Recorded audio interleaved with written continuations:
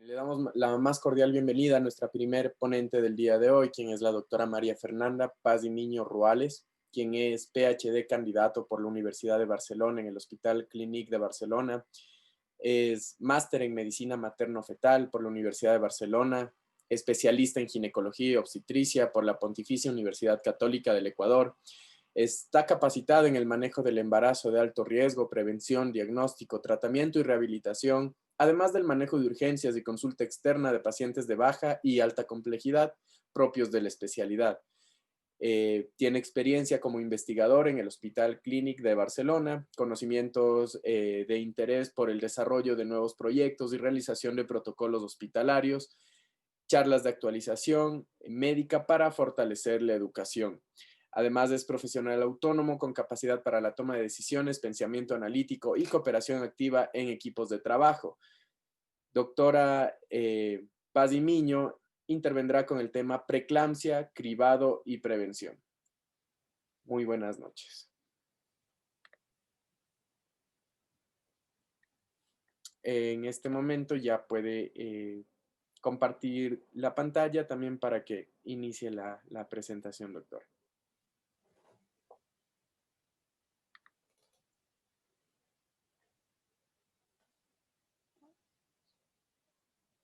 Hola, no sé si me ven. Se le escucha bien bajito, no sé si soy solo yo. A ver, déjame ver un segundito. Tal vez ahí mejor. Perfecto, perfecto, ahí sí, mucho mejor. Bueno, ¿y la pantalla sí se ve claro? Falta ponerle un poquito más grande, exacto. Listo, ahora sí, Doc, bienvenida. Bueno, perfecto. Bueno, muchas gracias a los que no nos habíamos visto en la charla anterior. Bueno, mucho gusto. Yo soy Fernanda Paz y Miño. Y bueno, el día de hoy les voy a presentar un poquito sobre lo que es la preeclampsia, el cribado y su prevención. Entonces, como sabemos, la preeclampsia es un tema muy importante para todos nosotros. ¿Y por qué es importante? La preeclampsia es importante porque la prevalencia de este problema es del 2 al 8% en todas las mujeres embarazadas. También hay que tomar en cuenta que es la principal causa de ingreso a UCI materna. También tenemos que tomar en cuenta que los hijos de madres preeclámpticas tienen el doble de riesgo de sufrir muerte neonatal. Entonces, como sabemos, para nosotros es una enfermedad muy importante y hay que tomar en cuenta que la prevalencia en nuestro medio es muy alta.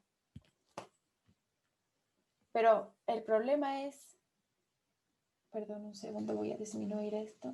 Perdón. Perfecto. Pero ¿cuál es el problema de la preeclampsia? Que como nosotros ya hemos hablado, es una enfermedad muy heterogénea.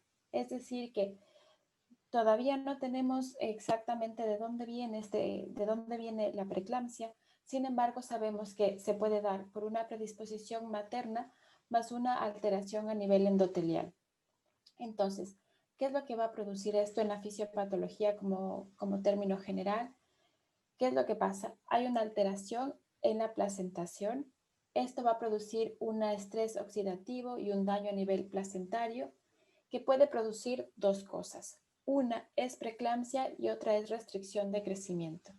¿Y cuáles pueden ser las complicaciones asociadas a esto? Síndrome de HELP, eclampsia, muerte, abrupto placentae y prematuridad.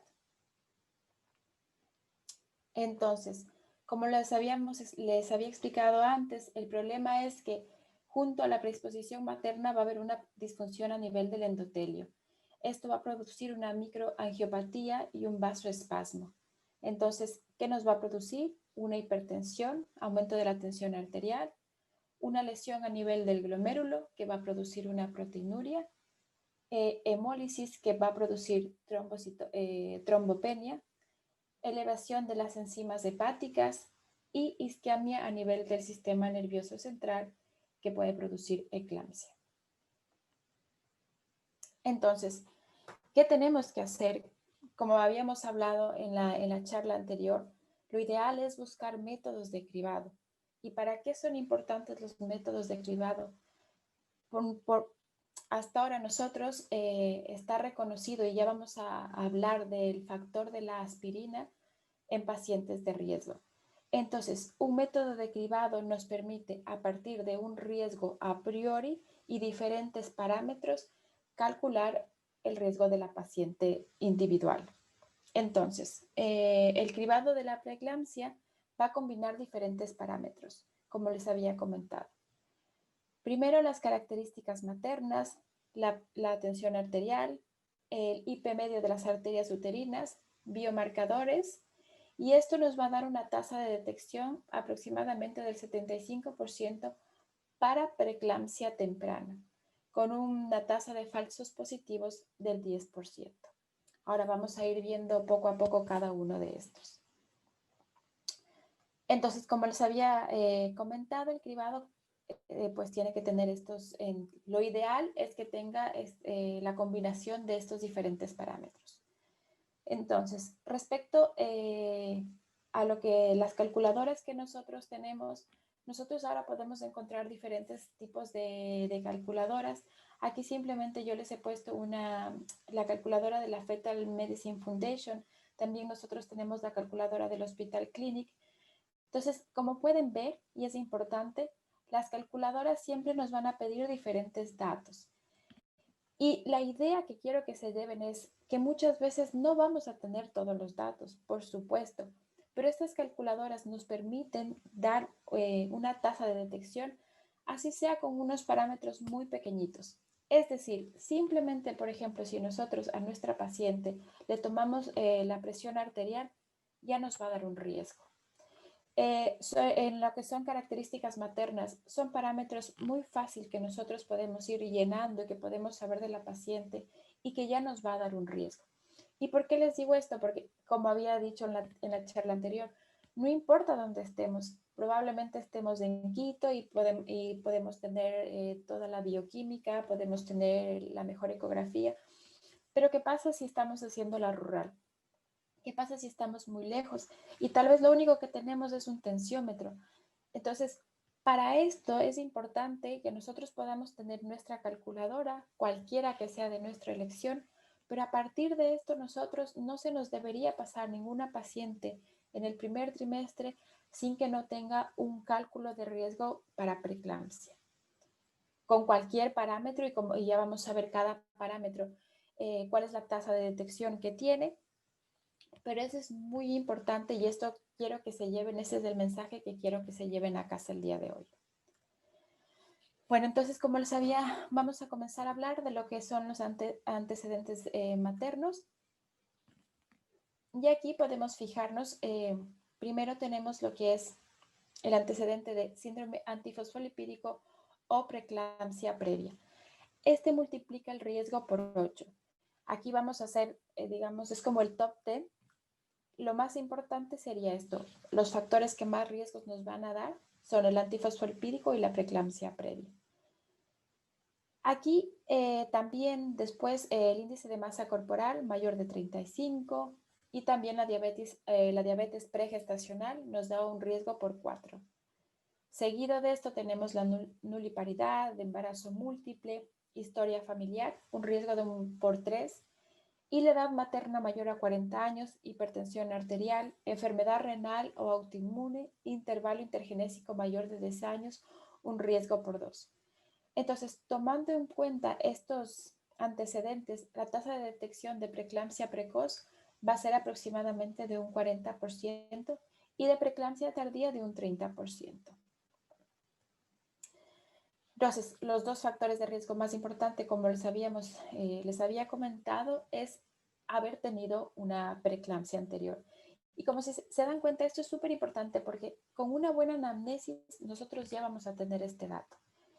Y aquí, ¿qué es lo importante? No solo que te haya dado preeclampsia o si hayas tenido complicaciones. Aquí lo importante es cuándo se produjo la preeclampsia.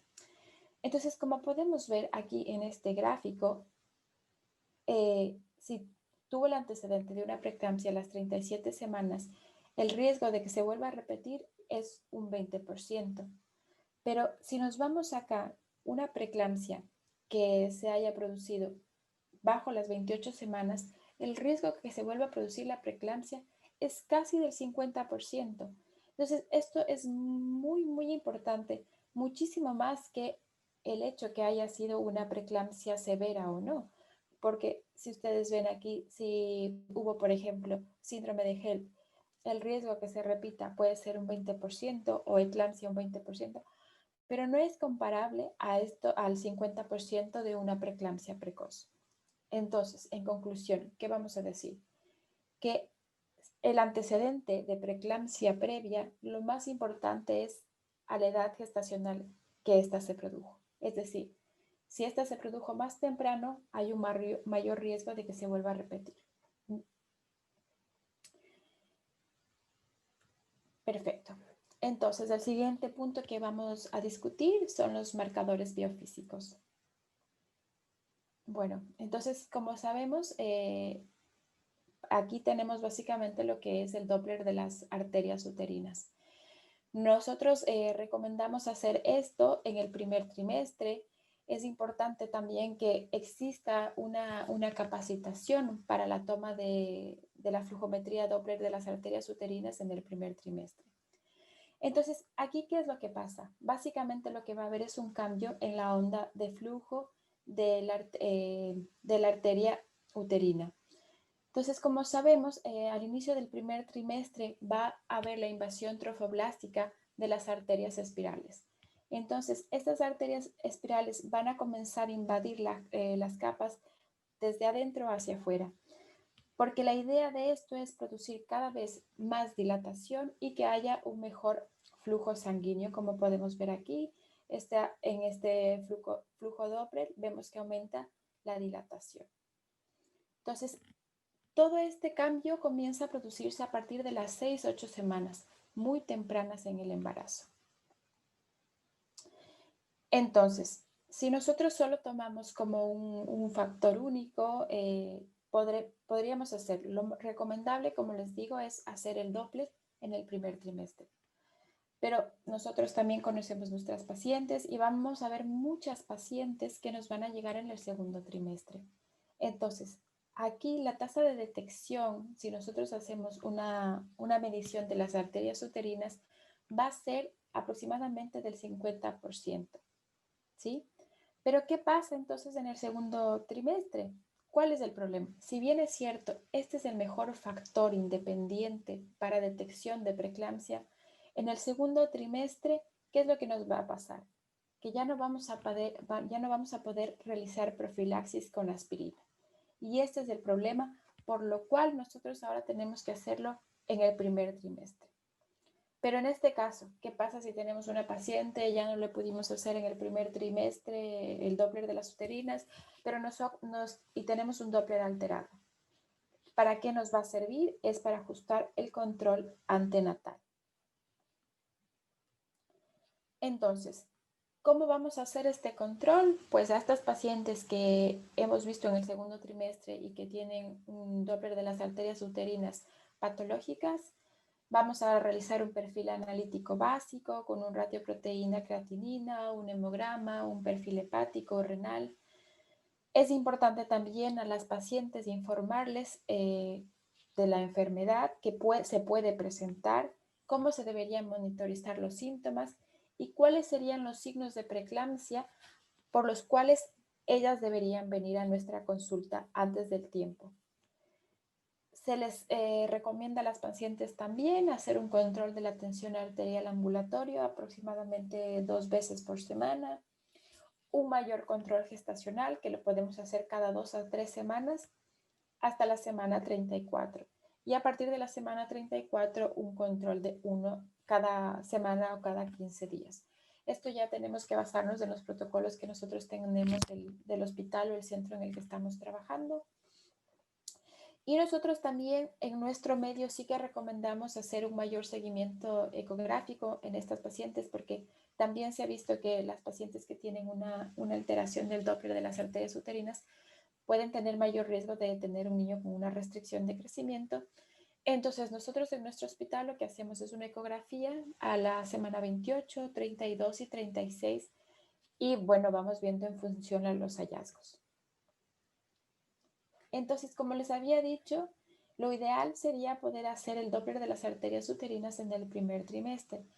Si bien es cierto, la sensibilidad aquí ya baja, ¿sí? Como podemos ver, para el 25% y menos para preeclampsia temprana, menos del 50%. Aquí la mayor utilidad que tenemos es en población de riesgo, con un valor predictivo negativo alto. Y lo mejor que podemos tener en estas pacientes es que vamos a tener el beneficio de la profilaxis con aspirina. Y hablando de la aspirina, quiero centrarme en un estudio que quiero que todos como ginecólogos tenemos que leerlo algún momento y que hace 3 años aproximadamente fue una noticia muy buena que tuvimos cuando salió este estudio. Bueno, el estudio ASPRE es un estudio multicéntrico que su objetivo era evaluar la precisión del modelo de tamizaje de preeclampsia reportado del primer trimestre previamente en la población examinada del estudio. Entonces, como les había comentado, fue un estudio multicéntrico en el cual estuvieron 13 hospitales desde Reino Unido, España, Grecia, entre otros. ¿Cuáles fueron las participantes? Mujeres que habían presentado una visita programada para control rutinario con embarazo único de 11 a las 13.6 semanas, y en este grupo se excluyeron a la edad materna menos de 18 años, con fetos con anomalías estructurales mayores por ultrasonido, embarazos que terminaron sin ningún seguimiento o terminación por aborto también fueron excluidas en este caso. Entonces, ¿qué es lo que se hizo? Se hizo un algoritmo, sí, se utilizaron diferentes factores. Los factores maternos, la presión arterial, las arterias uterinas y factores bioquímicos también.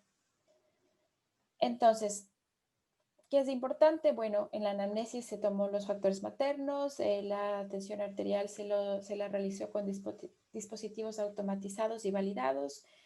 El Doppler se realizó por expertos, tanto de las arterias uterinas derecha e izquierda, y también lo que fueron los bioquímicos fueron medidos en una plataforma de acceso aleatoria Delphi Express, y esto fue realizado entre la semana 11 a 13.6. La condición final del estudio era la preeclampsia y se clasificó a las mujeres como alto riesgo aquellas que tenían un riesgo más de 1 en 100, y estas fueron invitadas a participar en este estudio, que fue un doble ciego, para darles a un grupo aspirina comparado con el placebo desde hasta las 13 semanas de gestación. Entonces, ¿cuáles fueron los resultados de este estudio? Que el riesgo de preeclampsia en la población de estudio fue del 0.7 de preeclampsia pretérmino, 1.7 de preeclampsia de término y 97 de estos fueron sin preeclampsia.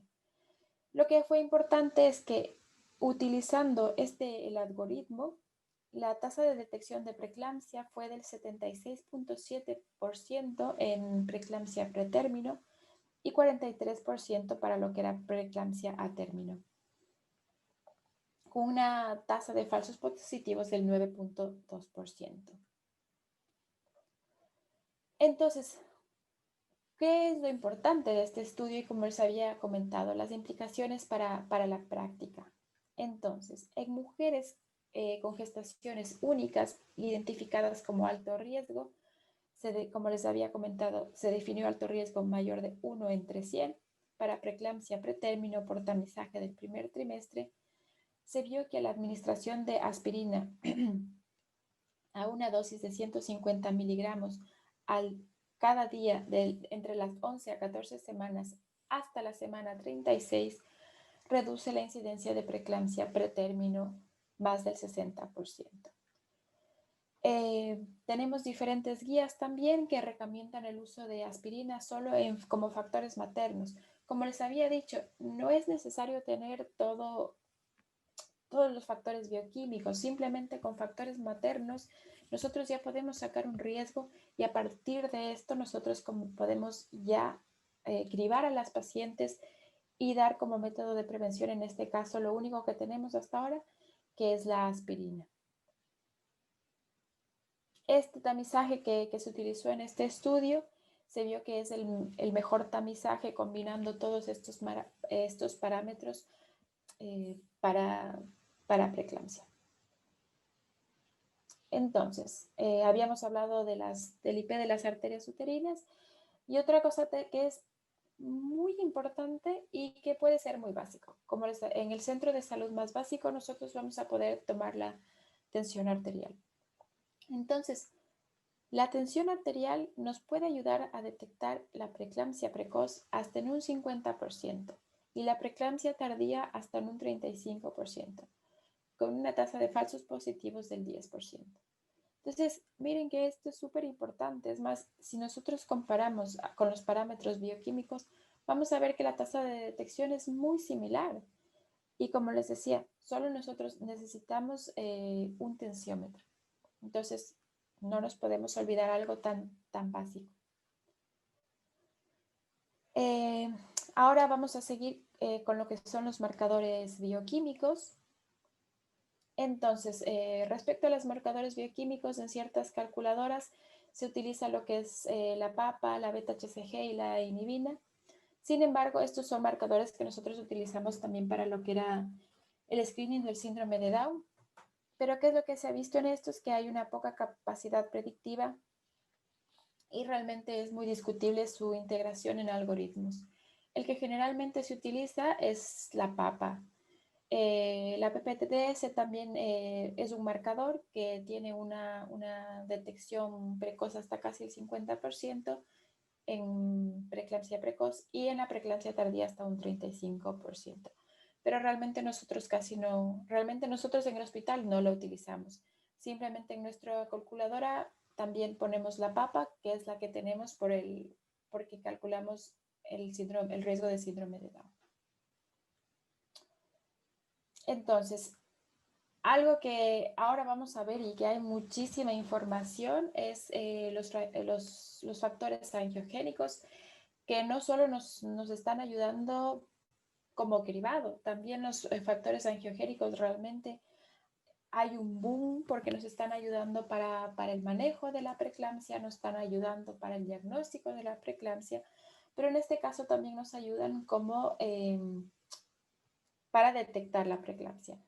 Entonces, aquí básicamente podemos decir que estos factores angiogénicos nos ayudan a una tasa de detección de preeclampsia precoz en un 40%.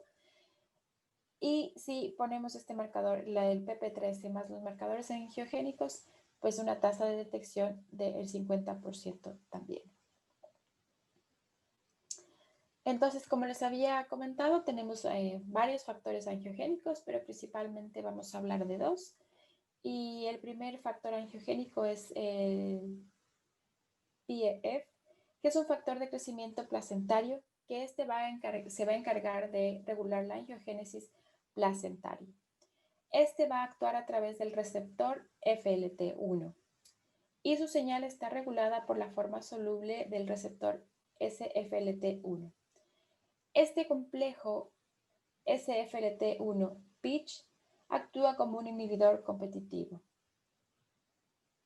Entonces, como podemos ver aquí en la gráfica, generalmente el pitch va a comenzar a aumentar en el primer trimestre, pero va a ir subiendo poco a poco en cada trimestre. En pacientes con preeclampsia esto es distinto. Aquí podemos ver y su aumento no es tan importante, es más, va a bajar. Aquí, en cambio, vamos a tener, tenemos la relación con este SFLT1, que está, en cambio, relacionado también, como vemos aquí. En cambio, tiende a aumentar en pacientes con preeclampsia, pero generalmente se da al final del tercer trimestre. Entonces, no nos sirve como un predictor temprano de preeclampsia. Bueno, aquí también igual es un gráfico similar en la comparación de tanto del PHF y también de lo que es el SFIT1. Entonces aquí podemos ver en las gestantes que desarrollaron preeclampsia cómo va disminuyendo, y aquí en cambio con SF1 aquí van aumentando. Entonces la idea de estos factores angiogénicos es que mientras uno va disminuyendo, el otro va subiendo. Entonces esta alteración es lo que nos puede orientar en estos casos de preeclampsia. Respecto a lo que es al test combinado, como les habíamos dicho, cada vez las tasas de detección son mucho mejor. Podemos llegar a una tasa de detección hasta del 90% en preeclampsia precoz y en preeclampsia tardía hasta un 60%. Como prevención, y bueno, aparte de la aspirina que ya habíamos hablado anteriormente, simplemente quería responder a algunas preguntas. El calcio. Para nosotros sí que el calcio es importante porque tenemos un riesgo epidemiológico muy elevado, y también tenemos que preguntar en las pacientes cómo es la ingesta.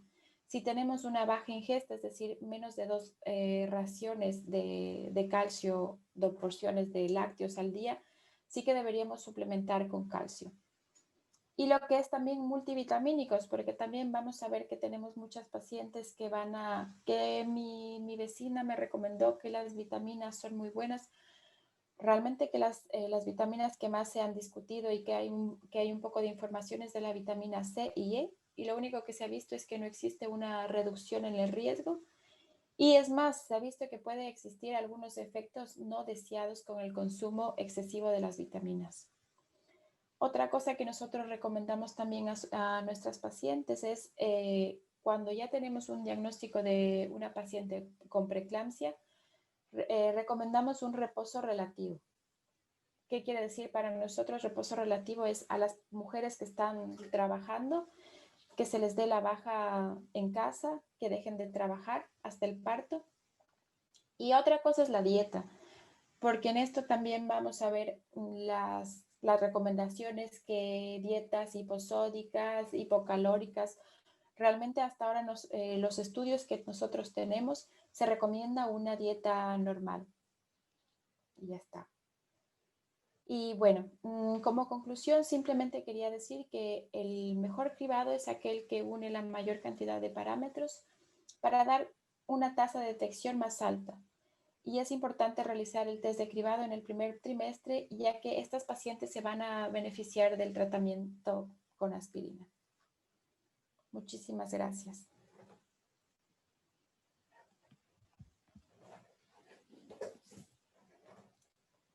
Hola.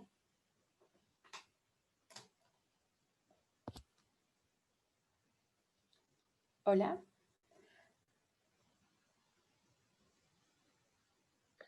Doctora, muchas gracias por la presentación, el doctor Vaca.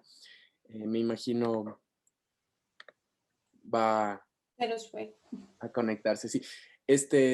Doc, tenemos unas preguntas hasta que el doctor esté con nosotros. Le voy a formular yo que nos han hecho los asistentes. No, Sí, lo que pasa, perdona que te interrumpa, tenía un poco más, pero que ya no era parte de mi tema. Entonces, claro, como ya vi que estaba un poquito corta de tiempo, no sabía si seguirme extendiendo o no, que era un poco sobre lo que era el diagnóstico y un poco lo que manejamos.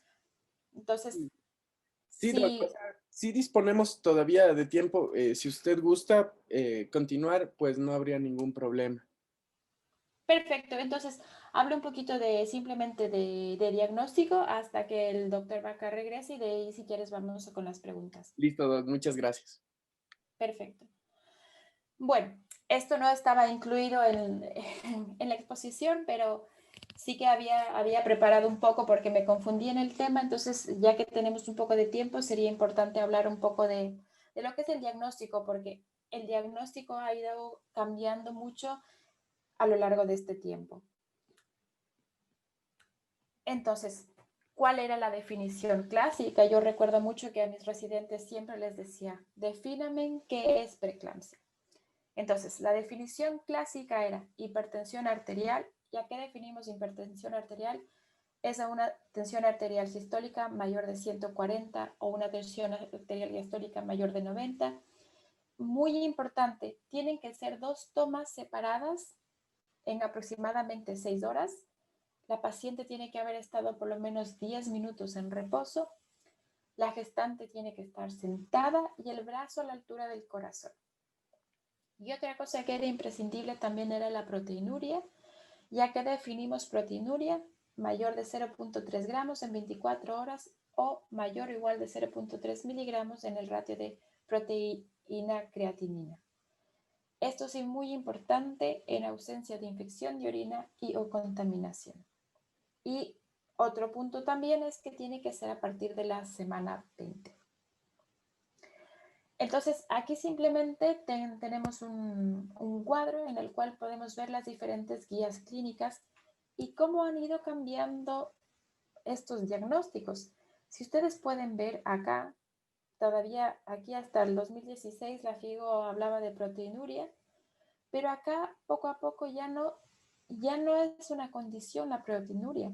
Es más, miren, tenemos este último en que la COC define ya no solo de hipertensión arterial y la proteinuria, la define como una hipertensión arterial que puede ir acompañada de proteinuria o puede estar acompañada de una trombocitopenia, una lesión a nivel del hígado que debe estar representada como el aumento de las transaminasas por el 2 por del normal, insuficiencia renal, también pueden estar acompañadas de edema pulmonar, alteraciones de la visión.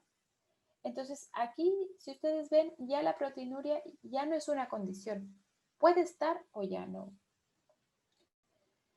Aquí también tenemos la comparativa que se hace aquí con la COC en el 2018, como les había comentado. Y también aquí este es otro grupo que básicamente estudia todo lo que es un comité que habla, que estudia sobre todos estos trastornos hipertensivos. Y ellos sí, lo único que siguen poniendo es la restricción de crecimiento que también la COC la había retirado ya hace algún tiempo. Entonces, y esto también, como les había dicho, son cosas que es importante que también se lleven a casa.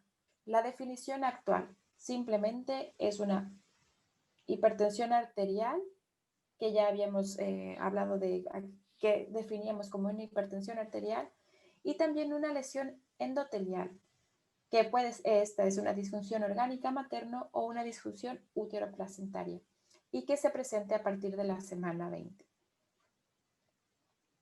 Como habíamos hablado, la lesión endotelial se puede producir en diferentes órganos a nivel renal, pulmonar, en el hígado, en el cerebro, a nivel placentario, también con la alteración de la flujometría Doppler, a nivel de lo que es la vasculatura, como son la plaquetopenia. Entonces, ¿qué es importante? Y este también es un artículo nuevo que se publicó este año. ¿Y por qué hacemos esta nueva definición? Es cuando utilizamos estos nuevos criterios, podemos detectar más pacientes, es decir, podemos captar más a estas pacientes que deben ser controladas más cerquita, digamos. Entonces, igual un poco es, aquí tenemos en este cuadro cuál es el impacto de la nueva definición y lo importante es que tiene una tasa de detección un poco más alta. ¿Cuáles van a ser las limitaciones de esta definición? Es que, como habíamos hablado, son herramientas de diagnóstico actuales como la tensión arterial y proteinuria, no siempre van a ser específicas. También ahora el espectro se amplía muchísimo y también tenemos que buscar un diagnóstico diferencial con lo que es la preeclampsia sobreañadida. Simplemente lo que quería comentarles respecto a las limitaciones de las herramientas, que sabemos que la tensión arterial es inestable a lo largo del día, que también va a ser explorador dependiente, que vamos a tener muchos errores de medición muchas veces, que el esfingomandómetro tiene que dependiente también y va a ser sujeto a variaciones de factores externos, que a veces pasa que la paciente vino corriendo porque las pacientes a veces vienen justitas y que subió las gradas para no perder el turno. Entonces, es muy importante, como habíamos hablado, solo la tensión arterial nos puede ayudar a detectar el 50%. Entonces, la tensión arterial debe estar muy bien tomada. Otra herramienta que habíamos hablado, la proteinuria. ¿Cuál es el problema también con la proteinuria? Es que va a ser muy inestable también a lo largo del día. Pueden haber muchos errores en la recogida de la muestra. También va a ser explorador dependiente y también vamos a tener errores en la medición. Bueno, como les habíamos hablado, los espectros de la enfermedad pueden ser muchísimos, desde la tensión arterial que puede ir de severa a grave, y dependiendo del órgano que va a estar alterado, vamos a tener estos diferentes parámetros como la proteinuria, edema facial, edema pulmonar, ascitis, síndrome de HELLP, falla renal, entre otros. Y como les había simplemente comentado, esto es una pincelada antes de terminar, que los factores angiogénicos que nosotros tenemos también nos ayudan a discernir estos casos tan complicados que a veces tenemos la paciente que es hipertensa crónica y además tiene una falla renal tiene una falla renal. Entonces, ¿cómo diferenciamos si la proteinuria que tiene la paciente es por su falla renal o porque realmente es una preeclampsia sobreañadida? Y les comento porque esto es ahora muy importante.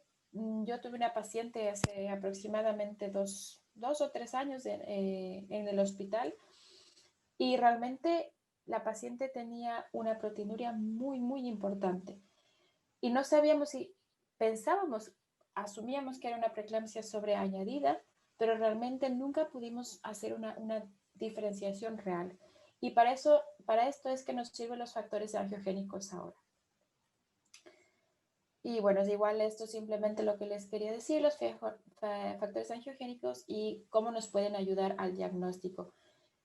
La sensibilidad y la especificidad que puede ser de aproximadamente del 95% del PIC y una especificidad igual del 95%. Bueno, no sé si todavía tengo tiempo para el pronóstico. No, bueno, no me dice nada. Y de los factores angiogénicos también que les quería comentar simplemente es que los factores angiogénicos también ahora nos sirven como predictores. A más alteración de factores angiogénicos, mayor riesgo de complicaciones maternas y mayor riesgo también de complicaciones neonatales. Entonces, simplemente esto es lo último y yo creo que el manejo ya lo dejaremos porque el manejo sí es que está un poco más largo.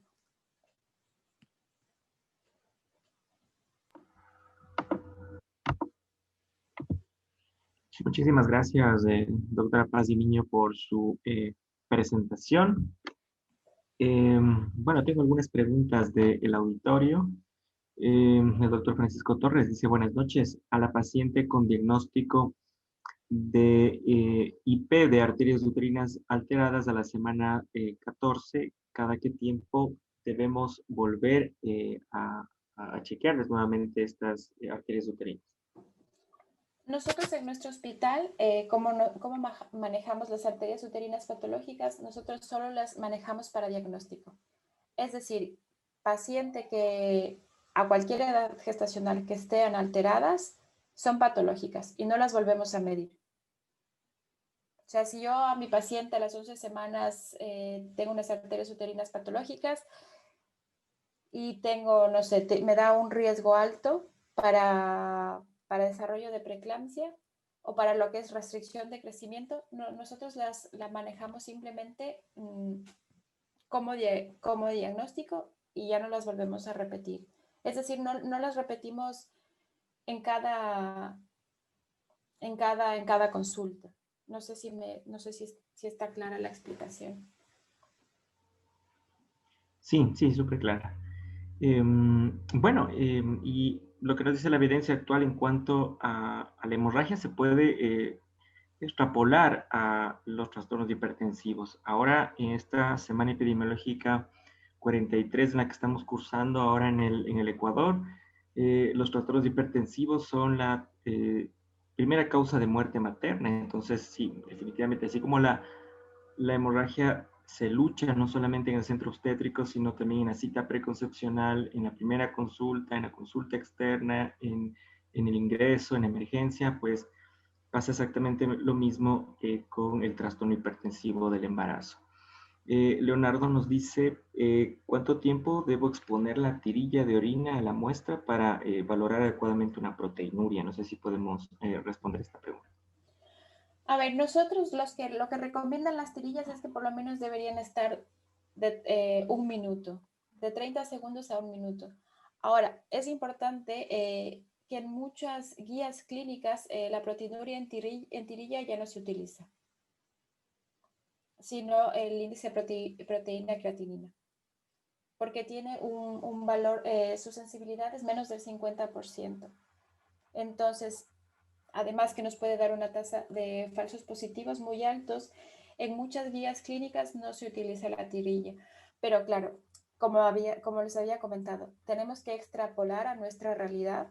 Y nuestra realidad es que a veces lo único que tenemos es una tirilla. Y para ser positiva tiene que ser por lo menos de 2 cruces.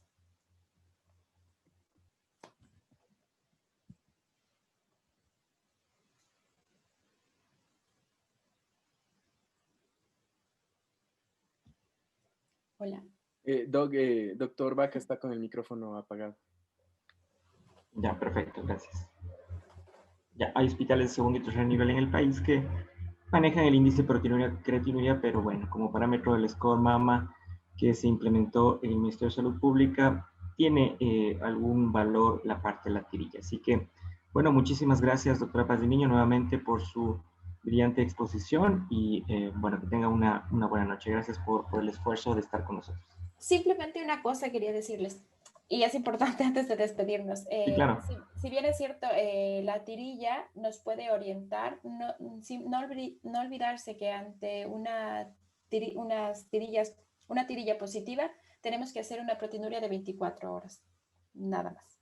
Así es. Listo, muchísimas gracias, doctora Paz de Niño. Un abrazo.